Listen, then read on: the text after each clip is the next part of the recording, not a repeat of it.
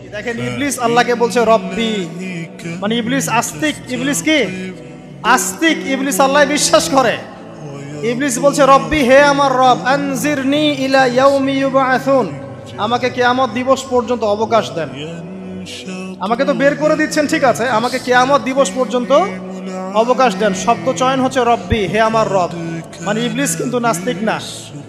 তাহলে এখন যারা এই যে এথিজমে বিশ্বাস করছেন, আসলে এরা কেউ নাস্তিক না, এরা ইসলাম বিদ্বেষী।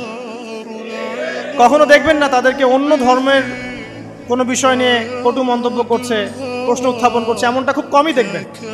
এদের যত মাথা ব্যথা ইসলাম নিয়ে। এখানে দেখেন ইবলিসের কথা বলছি, ইবলিস কিন্তু আস্তিক। ইবলিস কি বলছে? রব্বি আনজিরনি ইলা ইয়াউমি ইউবআসুন, হে আমার রব। ইবলিস জানে যে আল্লাহ তার রব। ওই যে সূরা হাশরের শেষের দিকে পড়ে দেখবেন ইবলিস বলে উকফুর, তোমরা কুফরি করো।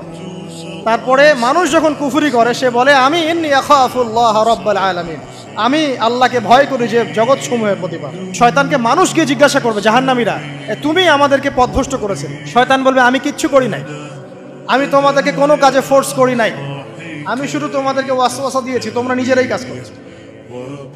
ফালা তালুমুনি ওয়ালুমু আনফুসাকুম, সূরা ইব্রাহিম পড়ে দেখেন। শয়তান বলবে তোমরা আমাকে লানত করো না, নিজেদেরকেই লানত করো, আমি তো তোমাদেরকে বাধ্য করে কাজ করাই নাই, তোমরা নিজেরাই করেছো এই কাজগুলো। আসুন সামনে যাই। এবার আল্লাহ পাক যখন ইবলিসকে বের করে দিলেন, সে বলছে আমাকে কিয়ামত পর্যন্ত অবকাশ দিন। কিয়ামত পর্যন্ত অবকাশ নিয়ে ইবলিস কি করবে?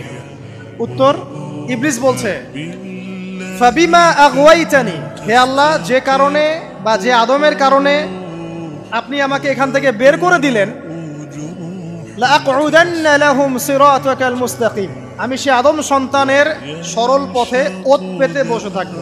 শয়তানের কথা কি মনে থাকবে যুবক ভাইরা? শয়তানের চ্যালেঞ্জ কি? আমি আদম সন্তানের সরল পথে ওত পেতে বসে থাকবো, মানে আমার আপনার সবার পথে সে ওত পেতে বসে আছে। এটা যদি মাথায় থাকে তাহলে জীবনে চলা সহজ হয় না? আর কি করবো?